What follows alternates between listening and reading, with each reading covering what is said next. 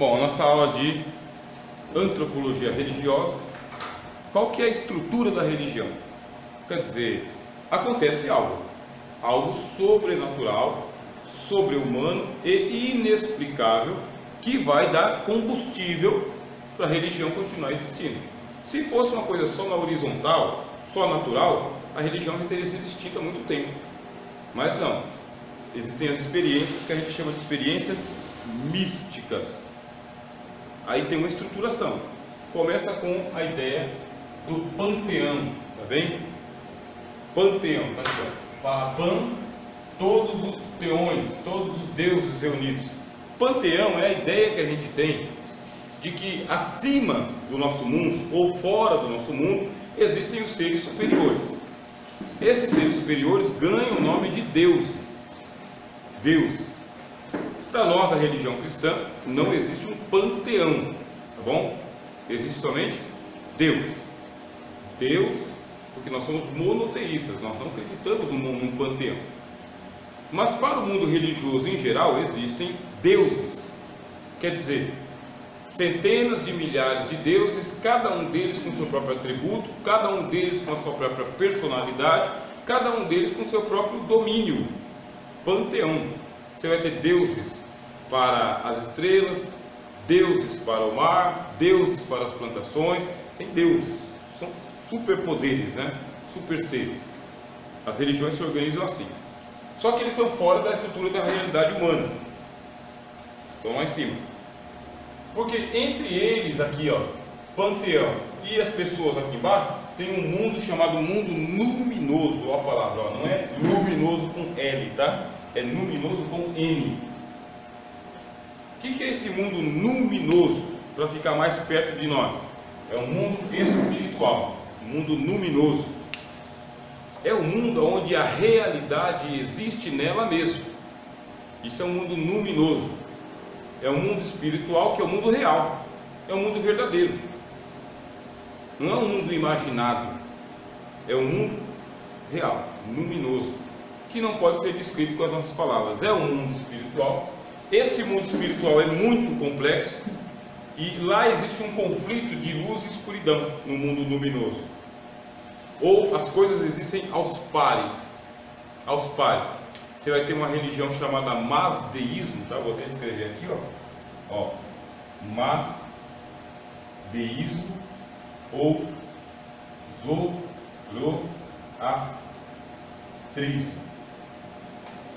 de Zoroastro, tá?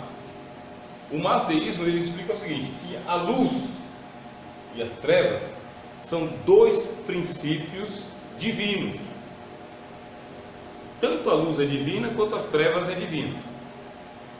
Não é que as trevas é mal, tá? Ó, a escuridão não quer dizer que a treva é mal.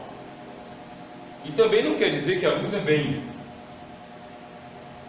Só quer dizer que são dois deuses ou dois princípios divinos, não são dois deuses assim. Eu sei que eu sou a luz, eu sei que eu sou a escuridão. Não é isso. São princípios. É um princípio inconsciente. Os hindus chamam isso aqui de nirvana, tal. Os hindus. O que é o nirvana? É a consciência cósmica. É uma consciência universal. Não é uma consciência pessoal. Eu sei que eu sou o nirvana. Igual, eu sei que eu sou o Washington, eu sei que eu sou o Rogério, eu sei que eu sou o José. Não é isso. Eu sei que eu sou o Jackson. Não é uma consciência pessoal. É uma consciência cósmica, é uma consciência universal que é uma inconsciência. Tá? O nirvana é uma inconsciência. Vou escrever aqui, ó. Inconsciência. O que significa isso? Que você não tem pessoalidade, identidade.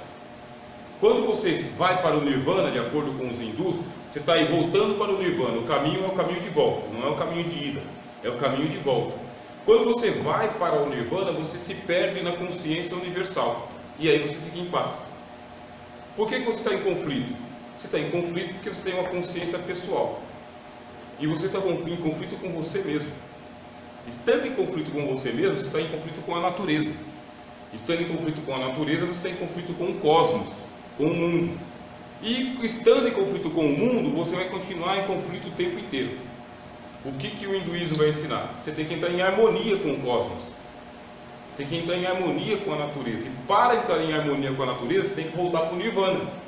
E voltar para o Nirvana significa para de se preocupar com você mesmo. Comece a se preocupar com o todo, com a natureza como um todo, com a sociedade como um todo. Dentro do hinduísmo, por exemplo, você tem uma função social. Você não tem uma função existencial. Uma linguagem mais filosófica para vocês entenderem. O que é função existencial? Função existencial é eu vivendo para os meus objetivos, eu vivendo a minha vida, eu vivendo comigo e para mim mesmo, para os meus projetos. Função existencial. O que é função social? Eu existo por causa da minha família, eu existo por causa da minha igreja, eu existo por causa da minha sociedade, eu tenho uma função social. Dentro do hinduísmo, você vai parar de ter conflito quando você descobrir o seu lugar na sociedade. E o que você pode fazer pela sociedade, e não o que a sociedade tem que fazer para você. Qual que é o pecado que existe dentro do hinduísmo? É o que a gente chama de egoísmo. Ó, vendo? Esse é o pecado. Você é uma pessoa egoísta? Sim. É meu carro, minha casa, minha família, minhas posses, minha empresa, meu diploma, meu estudo, minha igreja. Egoísmo. Pecado. Quer sair? Quer parar de ter conflito? Quer parar de sofrer?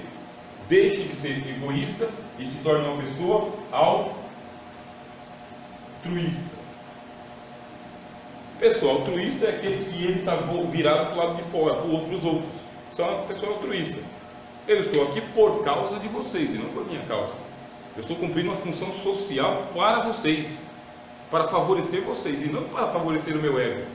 Altruísmo. Se eu estou fazendo isso aqui, aí eu estou me encaminhando para o Nirvana, porque o Nirvana é coletivo. O Nirvana é para todo mundo. O Nirvana não é para um ou para outro, não é para uma casta ou outra. O Nirvana é para todo mundo, por isso que chama-se consciente coletivo ou inconsciente coletivo. Nirvana. Sendo que o Nirvana é um inconsciente coletivo, quando o masdeísmo, que eu tinha falado para vocês aqui, ó, ou zoroastrismo, por causa do profeta Zoroastro, tá bem?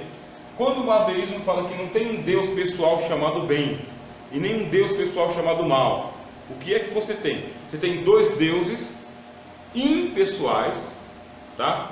Inconscientes, que são dois princípios, e um é o princípio da luz e o outro é o princípio da escuridão ou das trevas. Não significa que o princípio da luz é bem e o princípio da escuridão é mal. Isso não existe. O que tem? Você tem um conflito entre os dois. E os dois têm que ficar conflitando, tá? O bem e o mal têm que ficar conflitando. Por que eles têm que ficar se conflitando? Aí o símbolo universal que eles utilizam, tá? Porque tem que ter equilíbrio do claro com o escuro, do alto com o baixo, do perto com o longe, do possível com o impossível, do conhecimento com a ignorância. Tem que estar equilibrado isso aí. Luz e trevas tem que estar equilibrado. Por isso que não tem bem e mal no sentido de esse é melhor e aquele é pior. Não. Você tem uma quantidade de bem em você e uma quantidade de mal em você. Você não pode ser demasiadamente santo, olha aí o texto bíblico. E você não pode ser demasiadamente louco. Aonde que Salomão foi catar um negócio desse? A Pérsia era logo ali, tá? Salomão viajou o mundo todo. Salomão ficou preso em Jerusalém. Jerusalém era um quintalzinho para Salomão. O cara viajou o mundo todo. Salomão ele entrou em contato com tudo quanto era cultura ocultista do mundo e religiosa do mundo. A Pérsia era logo ali. Daqui a pouco você tem lá no livro de Provérbios: não sejas demasiadamente Eclesiastes, né? Não sejas demasiadamente sábio, não sejas demasiadamente louco. Por que te destruirias a ti mesmo? Olha aí o princípio do masdeísmo dentro de um texto bíblico. O diferencial é que a gente acredita que o texto bíblico ele é inspirado. Só que ele não significa inspirado inédito, tá? Quer dizer, só eu sei inédito. Não, é um princípio espiritual religioso que tem lá no masdeísmo. Outra religião pensa igual. Se você conseguir equilibrar o bem que você tem com o mal que você tem numa balança justa de luz e trevas, você vai andar em equilíbrio, em harmonia, em tranquilidade. A Aí você volta para o livro de Eclesiastes. Existe um tempo determinado para todas as coisas debaixo dos céus. Tempo de cozer e tempo de rasgar. Tempo de ajuntar pedra e tempo de espalhar pedra. Tempo de abraçar e tempo de afastar-se de abraçar. Olha o princípio masdeísta aqui, de bem e mal. O equilíbrio. Não é um princípio? Só que não está na nossa religião, né? Não está na linguagem da nossa religião. Está em outra. Então esse mundo luminoso que existe aqui é um mundo onde existe a luz e a escuridão.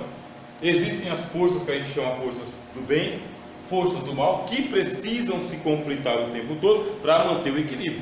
Não pode ser só bem, também não pode ser só mal. Não pode ser só luz, tem que ter luz e sombra, tá? Luz e sombra. Se tem luz e não tem sombra, tem coisa errada, porque a luz tem que produzir sombra. Ela é obrigada a produzir sombra. Se ela não produz sombra, tem alguma coisa que eu não estou entendendo, tá? É luz de tudo quanto é lado. É a única maneira de não produzir sombra. É sair a luz do próprio objeto, aí ela não produz sombra. Essa estrutura da religião que eu estou falando para vocês aqui, ó, que começa com o panteão dos deuses, desce para o mundo luminoso, que a gente chama de mundo espiritual, é onde estão, que a gente, na nossa linguagem, a gente chama de anjos e demônios. Na nossa linguagem, eles chamam de bem e mal. Nós chamamos de anjos e demônios. Onde que estão os anjos e demônios? No mundo luminoso, no mundo espiritual. O mundo espiritual é físico? Não.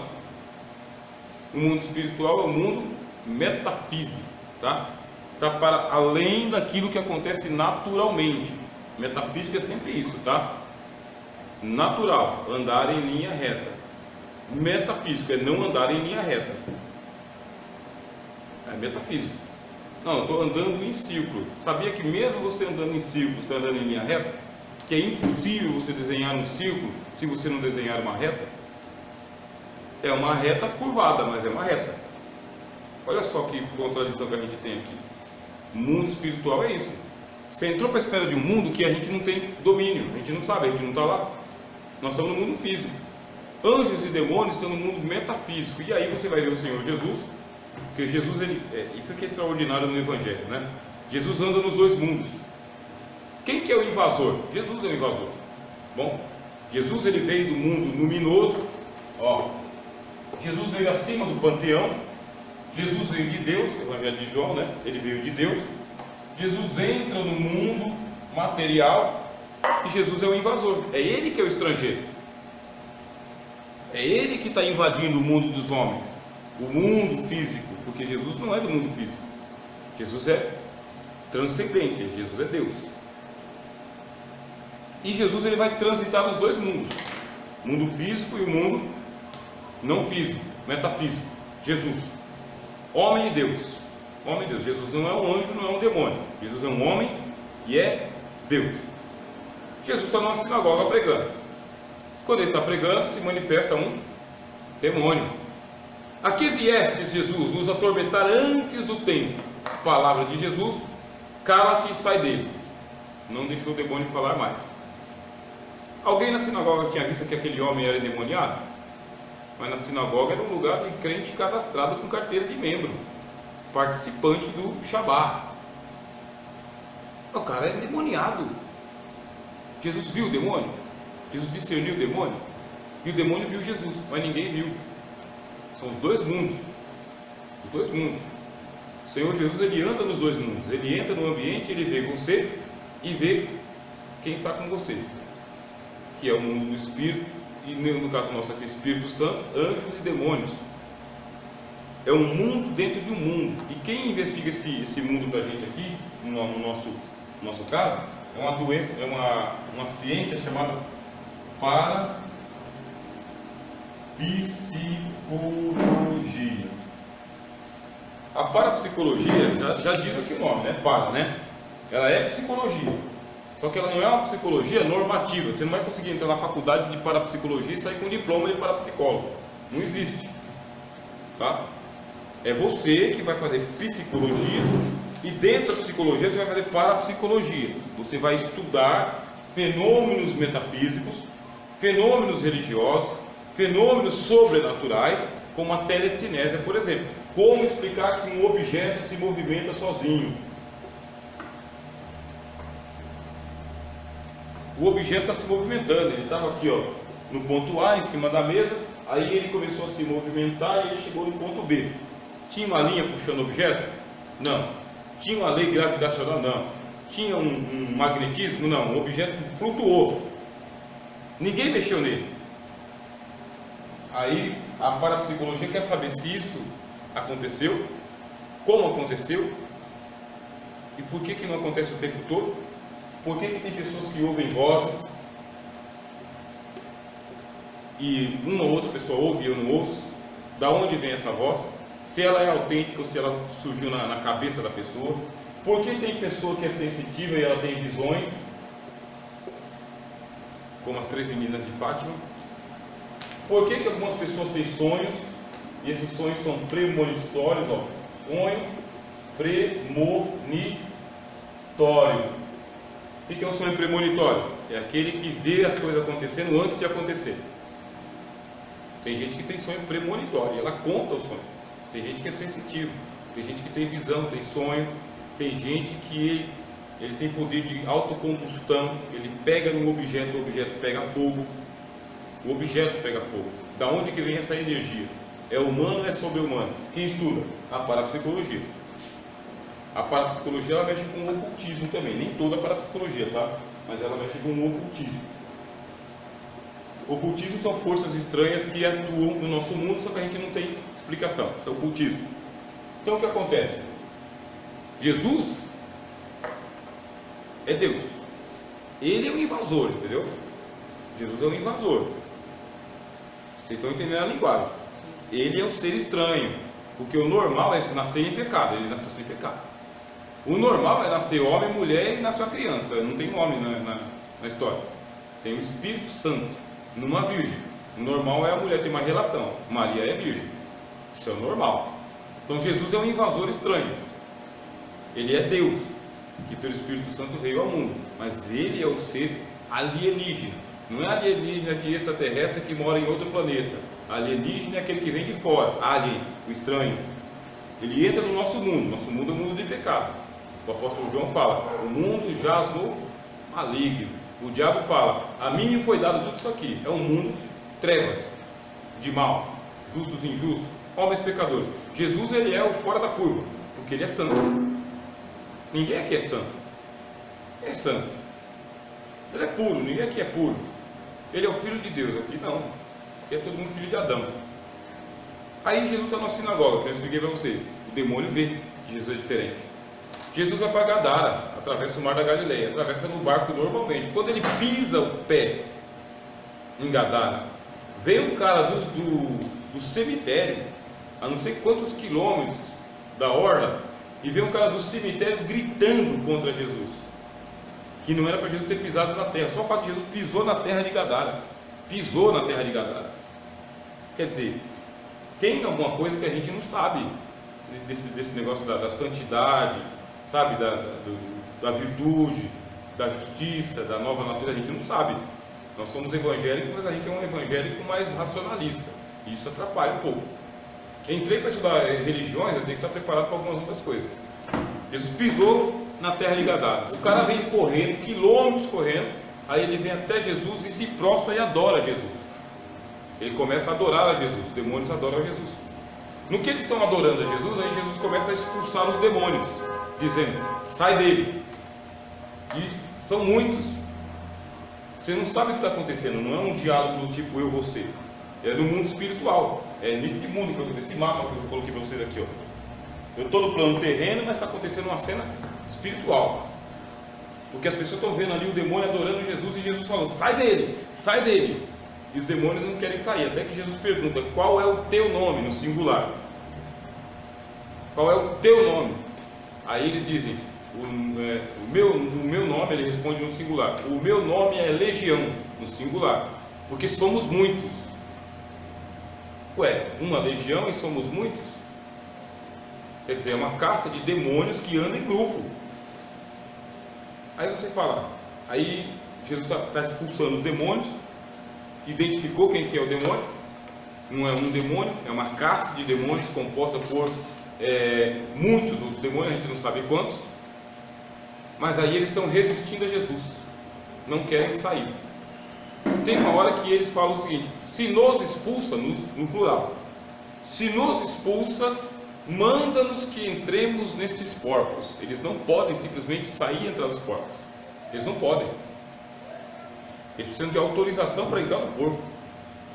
Aí Cristo deu autorização: vai, sai do homem, entra nos porcos. Aí a Bíblia diz que tem uma manada, a Bíblia chama de manada, né? É vara, com mais de 2.000 porcos. E os demônios entram nos 2.000 porcos, eles ficam endemoniados e eles se jogam no mar da onde Jesus veio. Eles voltam para o mar. Se nos expulsa, manda que entremos para nesses porcos e não nos mande para o abismo. Eles não querem ir para o abismo, quer dizer, os demônios têm consciência de que estão sendo expulsos do homem que mora em Gadara e que agora eles vão morar nos porcos e os porcos vão se afogar no mar. Mas eles não querem ir para os abismos. Olha a consciência que os demônios têm. Jesus, ele anda nos dois mundos, ele anda no físico e no metafísico, no natural e no sobrenatural, no material e no espiritual. Jesus anda nos dois. E Jesus, ele usa a sua virtude e expulsa aqueles demônios. Aí o homem volta para a sua consciência. Quando volta para a sua consciência, o homem está sentado aos pés de Jesus, calmo, tranquilo. O nosso mundo, ele é assim, ele é composto de anjos. O Senhor Jesus falou, né? De agora em diante vereis os céus abertos e os anjos de Deus descendo e subindo sobre o Filho do Homem.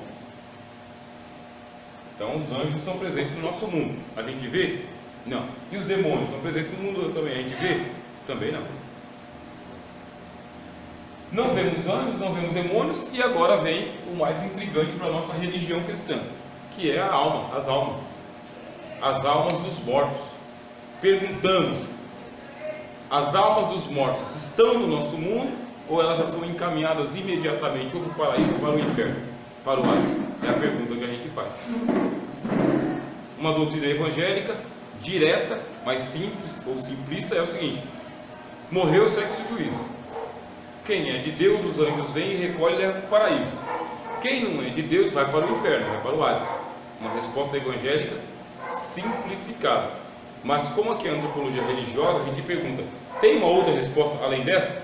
E o mundo religioso, não o evangélico, o mundo religioso diz: as almas não vão diretamente nem para o paraíso e nem para o inferno. As almas, elas vão para um lugar, e esse lugar aqui é um lugar de espera, que é um mundo espiritual, é o mesmo mundo luminoso, está vendo aqui, ó? Algumas dessas almas são encaminhadas para o mundo de luz, aqui, ó. Outra dessas almas fica em escuridão. Quando diz que fica em escuridão, é porque ela não foi encaminhada para o mundo de luz. Escuridão é esse mundo aqui mesmo. Elas ficam vagando nesse plano, tentando entrar em contato com gente que está do lado de cá, mas não dá para elas entrar em contato direto. Elas precisam de um médium. Ó, eu já ocupei toda a minha lousa, né? Eu vou escrever aqui: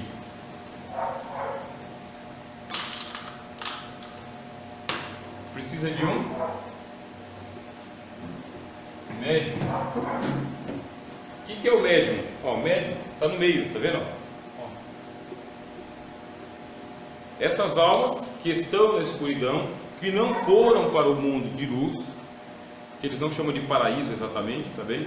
Tem um livro chamado O Nosso Lar, que pode ajudar vocês a entender a doutrina espiritualista, tá? É o que eles explicam. Você, do lado de cá, você cumpriu o seu papel? Cumpriu. Você fez o bem? Fez. Você morreu na hora certa? Morri. Você está desencarnando, você não está morrendo. Você está desencarnando, você vai para o mundo de luz. Ponto. Vai esperar lá a sua hora. Você fez coisa errada, prejudicou o mundo, estragou, a escuridão tomou conta. Está na escuridão, não foi para o mundo de luz. Esse pessoal que está no mundo escuro, eles tentam entrar em contato com os vivos, mas não podem. Os mortos não entram em contato com os vivos, a não ser que eles encontrem um canal. Qual é o canal? É o médium. é aquele que fica no meio. Esse médium é uma pessoa sensitiva. Como que eu sei que eu sou uma pessoa sensitiva? Desde criança, tá bem? Desde criança, a consciência cósmica, que eles chamam de o Pai, Deus, né? Começa a chamar essa criança e dá para ela experiências com o mundo dos mortos.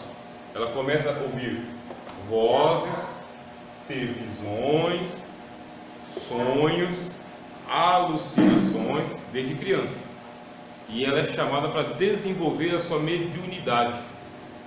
Quem está chamando ela é o mundo espiritual. Ela já nasceu para isso. Ela tem que desenvolver isso. E os médiuns falam o seguinte: não é uma coisa que eu escolhi. Todo médium tem essa consciência. Não é uma coisa que eu escolhi, eu fui escolhido. Porque se fosse por mim, eu levava a minha vida naturalmente, mas eu fui escolhido. De repente eu comecei a ouvir vozes de pessoas mortas. De repente eu comecei a ver pessoas mortas.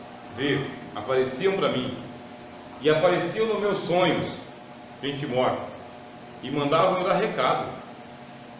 Algumas dessas crianças têm um poder tão estranho que elas tocam numa pessoa que está enferma, doente, e a pessoa ela é aliviada da sua dor. Às vezes é até curada. Crianças, hein? O toque da criança. Algumas dessas crianças elas são tão sensitivas que elas fazem as rezas dela, e com a reza ela acalma uma pessoa, ela consola uma pessoa. Isso é um mundo religioso. É um mundo estranho para nós que somos evangélicos, porque a gente já amarra tudo no pacote e fala: sai, Satanás, em nome de Jesus. Não é o que acontece com o mundo religioso em geral. Então esse sensitivo, esse médium, é alguém que foi vocacionado por esse mundo luminoso. Ele vai ter que desenvolver a mediunidade dele. Para desenvolver a mediunidade dele, aí ele vai para um centro espírita. No centro espírita ele vai ter lá o pai de santo, a mãe de santo, que vai ajudar ele a desenvolver a mediunidade dele, até que ele também seja um pai de santo, ou um médium, como o Chico Xavier, tá? Chico Xavier. Bom, o pessoal tem muito relato desse mundo aí, que a gente já categoriza como demônio, sai Satanás. Para eles não. Por exemplo, o Carlos Alberto de Nóbrega, lá na Praça Nossa, ele fala que o filho dele é a reencarnação do pai dele. Aí tem vários pontos de coincidência, de uma música que tocava e só tocou até o dia do nascimento do filho dele, um sentimento que ele tinha de saudade do pai dele, que só saiu quando o filho dele nasceu, alguns traços que são muito semelhantes entre o pai dele e o filho dele. Aí o pessoal da mediunidade, eles vão achar as coincidências, tem um monte de coincidências. E lá está você com saudade do seu ente querido. Os evangélicos não estão nem aí, né? Porque quem morreu, a gente não cuida de quem morreu, a gente cuida de quem está vivo. Morreu, passou para a esfera do juízo final, não tem nada a ver com a gente. Então não adianta vir na igreja evangélica procurar consolo com a gente para você saber o que está acontecendo com o seu morto do outro lado. Então eles não vêm para nós, a gente não tem essa resposta. O que a gente tem para eles? É o seguinte: olha, cuida de você que está vivo, vai lá, desfaz o bercinho, sabe, pinta o quarto de novo, monta um estúdio, porque a criança morreu. Vai procurar um médium, um terreiro, uma sessão espírita. E lá na sessão espírita, eles entram em contato com os mortos. O morto vem, o morto fala, mas não o morto propriamente, porque o morto não pode vir, ele tem que usar um médium. No caso do Chico Xavier, psicografia. Está psicografando. E o que é interessante na psicografia é que conta alguns detalhes que só o morto conhecia e só o familiar conhecia. Então são pontos de contato entre lá e cada lugar. O que a gente evangélico fala? É o demônio. O demônio conhecia a vida da pessoa que morreu, conhece a pessoa que foi procurar a consulta, e o demônio faz então o malabarismo, sabe? Arma o teatro, para poder aprisionar as pessoas no espiritismo, e elas nunca buscarem a verdade que existe em Deus. Bom, terminando a aula de hoje, tá bom? O fato é que a gente convive num mundo que não é um mundo físico somente, é um mundo físico e metafísico, um mundo que é antropológico e religioso. É um mundo onde as coisas acontecem materialmente e acontecem imaterialmente. E a nossa religião cristã não dá conta de todos os assuntos, a não ser que a gente faça um reducionismo. A gente reduz. e deixa aqui na nossa doutrina. Quem quiser acreditar na nossa doutrina, acreditou. Quem não acreditou, vai procurar na religião paralela. Que não falta explicação para a religião paralela. Para nós não, a gente tem a Bíblia como fé, fundamento da nossa fé. A Bíblia não nos autoriza a fazer reza pelos mortos. A Bíblia não nos autoriza a invocarmos os mortos. A Bíblia não nos ensina claramente, sabe? Aliás, a Bíblia não ensina para a gente a doutrina da reencarnação. A não ser que você inverta algumas interpretações. Você vai encontrar um livro chamado Evangelho segundo o Espiritismo, escrito por Allan Kardec. É um evangelho. Fala de Jesus muito. Pega as doutrinas de Jesus, mas é um evangelho espírita. O Evangelho segundo Allan Kardec. Não é cristianismo, tá bem? É espiritismo. Então não confundir cristianismo com espiritismo. Não confundir cristianismo com judaísmo. Não confundir cristianismo com misticismo. Por isso que é o curso bacharel. Bom, nós terminamos, irmãos. Bom.